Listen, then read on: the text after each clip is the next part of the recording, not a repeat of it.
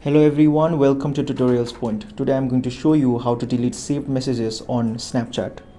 So before getting started, if you haven't updated the app, update the app first. Now let's get started.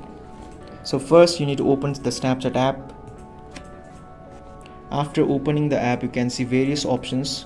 So on the left side of the camera, you can see chat option. Tap on it.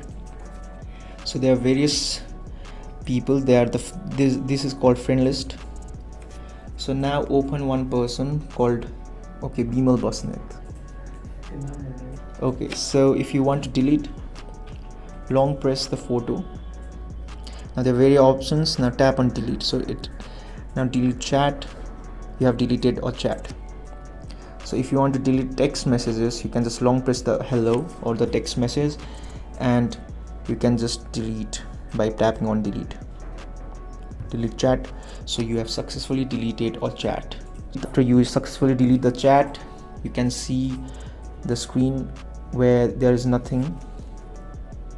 So if you find this video useful, please share and like the video, and do not forget to subscribe our YouTube channel. Thank you very much.